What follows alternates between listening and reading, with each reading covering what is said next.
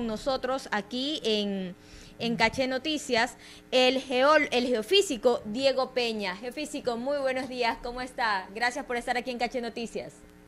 Hola, ¿cómo estás? Muy buenos días. Muchísimas gracias pues por la oportunidad. Gracias a usted por acompañarnos aquí en Caché Noticias. Queremos saber qué está pasando en Zaruma y si la situación estaría ya controlada. ¿Se esperan que los colapsos de las viviendas continúen? A ver, lo más seguro es que los colapsos de las viviendas continúen. Sabemos que no es un tema nuevo, ya esto viene pasando desde hace algunos años, solo que en este momento está cada vez más recurrente y eso va a continuar con el tiempo. Ahora, se había dicho, incluso se habían puesto algunas opciones como rellenar el socavón, pero desde el gobierno se dijo también que eso sería imposible. ¿Por qué? A ver, más o menos para tener una idea. La cuestión de Saruma comienza, como te digo, hace muchísimos años, casi un siglo, que es todo el proceso minero de Saruma. Como se explotó todo el oro dentro de Saruma, lo que se ha creado son más o menos unos 67 kilómetros de galerías. Entonces imagínate, hay 67 kilómetros de espacio vacío bajo Saruma y en los alrededores de Saruma. Entonces, imagínate cuán difícil podría ser llegar a rellenar todo eso. Y la otra pregunta es ¿cómo? Porque el relleno no se puede hacer simplemente con rocas o piedras. Tiene que ser con algo que justamente reemplace todo el material que fue sacado desde ahí. Y para tratar de entender, el suelo de Zaruma es muy frágil, es muy fácil hacer estas excavaciones. Sí, realmente, mira, a ver, más o menos para tener, como te decía, cuando inició el proceso de minería, ya, la empresa que inició fue una empresa norteamericana a finales de 1800, principios de 1900. Entonces, la forma que tenían para explotar era una forma que bajaba y de ahí se comenzaba a explotar hacia arriba el oro, todas las vetas que hay de oro en Saruma se hacen hacia arriba. Entonces, imagínate, el proceso es casi ir comiéndose todo desde abajo hacia arriba. Si nos ponemos a ver en esa situación, la fragilidad normal del suelo que tiene Saruma y la forma en la que se explotó, y otra cosa, si se dan cuenta, en el momento cuando comienza todo esto es en invierno, cuando hay mucha más agua. Realmente el factor que comienza a ser mucho más frágil del suelo es el agua. ¿Ya? El agua normalmente va, pues el sector de Saruma es bastante húmedo, va a llover, se va a filtrar al suelo, el agua va a entrar por estas galerías, el agua arrastra, el agua se come todo el espacio que esté vacío, el agua lo va a intentar llevarse todo. Entonces va a hacer que los socavones, justamente como lo que está pasando en este momento, es el agua la que está pasando más rápido y se está llevando más material todavía.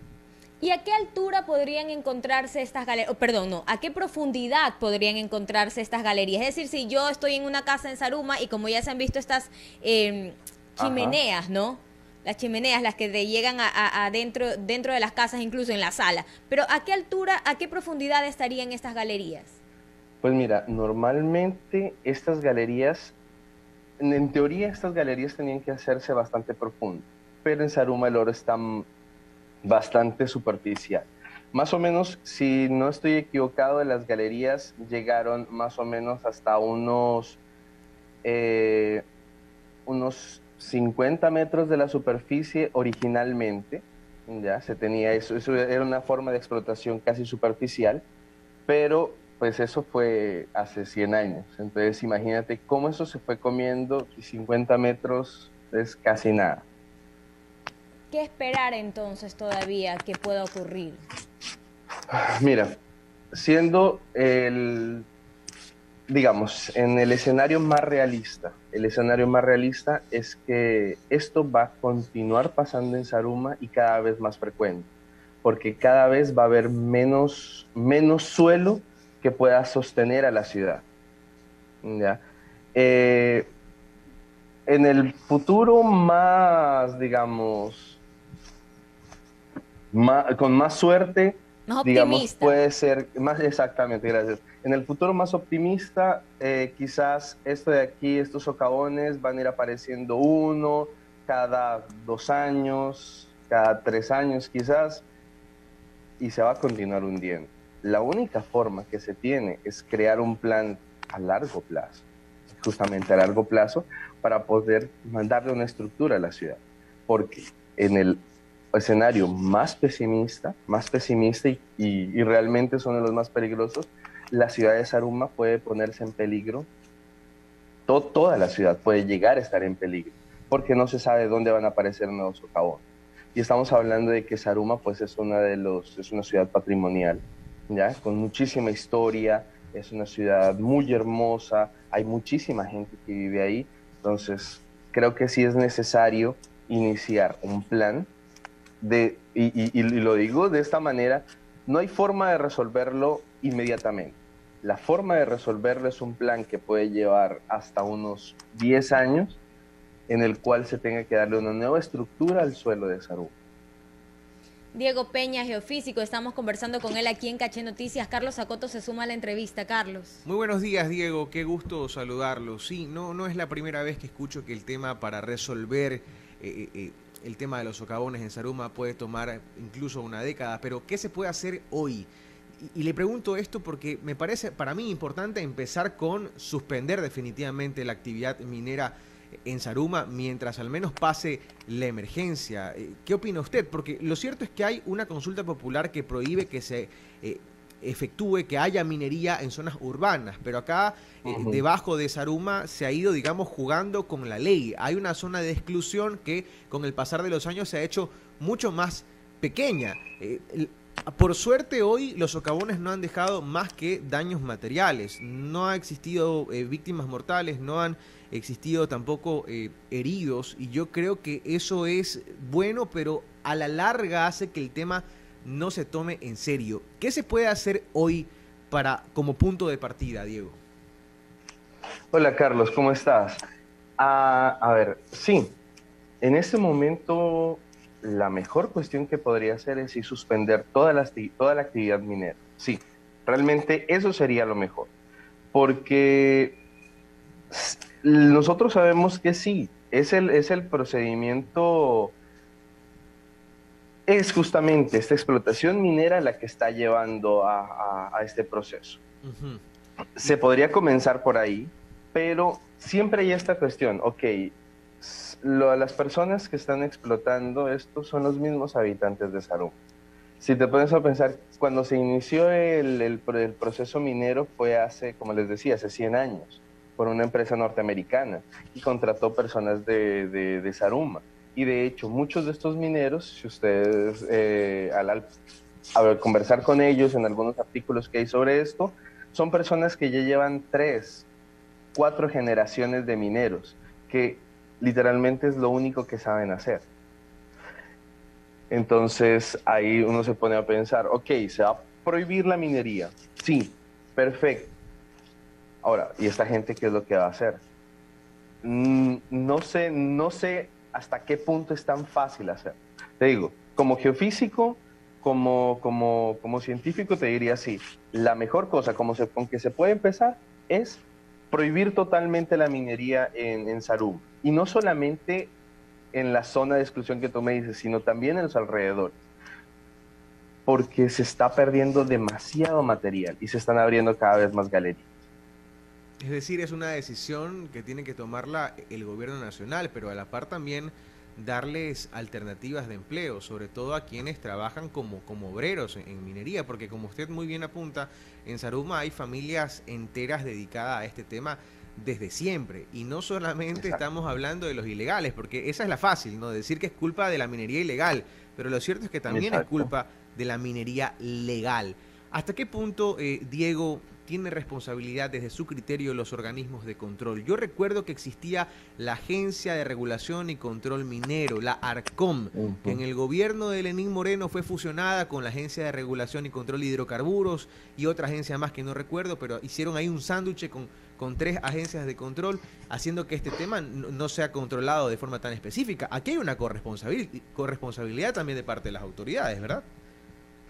Pues la verdad, realmente quien tendría que estar haciendo el trabajo de justamente controlar era esta agencia, que hasta cierto punto se tuvo un control bastante grande en la zona de Soruma y en otras, porque no es solamente en Soruma donde está pasando esto de aquí. Y sí, el hecho de haber terminado fusionándose con otros hidrocarburos, que son, a pesar de que en algún momento esta idea de minas y petróleos, que creo que todos lo escuchamos, sí, son procesos de control muy diferentes, son procesos de control totalmente diferentes porque las formas de explotación son muy diferentes. Entonces sí, no es posible, ¿ya? Y realmente cuando vi que se hizo esta fusión dije, ok, si las funciones se mantienen diferentes, todo bien, pero sí, se necesita un organismo de control. O sea, estamos en un, por así decirlo, en un mundo, estamos en una sociedad que muchos procesos tienen que ser controlados, porque pues a la gente lo que va a querer, imaginemos, si es un minero, sea de los, realmente no hay mucha diferencia, sea un minero de los ilegales o legales, van a intentar conseguir lo más que puedan del producto que están sacando ellos. Entonces, si no hay ningún organismo que los controle, ¿cómo ellos saben hasta dónde pueden llegar? Sí, yo recuerdo que en 2017, Diego, había una propuesta de parte de la Secretaría de Riesgos, cuando hubo también un socavón grande en el centro que se llevó parte de una escuela, de literalmente, primero, cerrar las galerías, cerrarlas con cemento, y ciertas zonas ya identificadas, por eso es que yo no entiendo por qué están identificando nuevamente el problema, ya se identificó eso en 2017, iban literalmente a ingresar y apuntalar la ciudad desde sus cimientos, iban a hacer columnas de acero y cemento, pero esto es un procedimiento que no es de la noche a la mañana y que tampoco es barato, correcto, o sea, que hay que meter plata. Muchísimo dinero. Sí, de hecho, este es uno de los procedimientos, digamos, casi que un proceso patrón de hacer que una ciudad no se hunda, es muy parecido al proceso que se lleva de lo que conocemos de Venecia. De Venecia sabemos que se hunde, se viene hundiendo desde hace mucho tiempo, también lo que se hizo para la Torre de Pisa.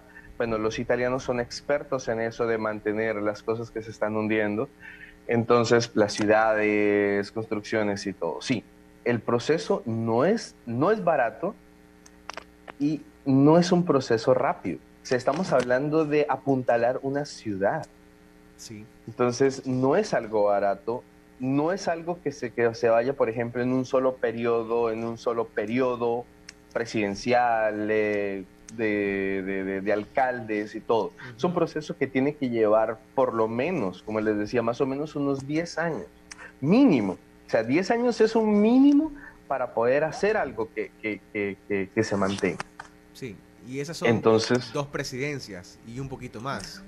Es decir, debería ser una política de Estado y no una política de gobierno. Exactamente. Bien, Diego Peña, geofísico, gracias por estar con nosotros esta mañana aquí en Caché Noticias. Gracias por su aporte técnico. Gracias, Diego. Listo. Muchísimas gracias a ustedes.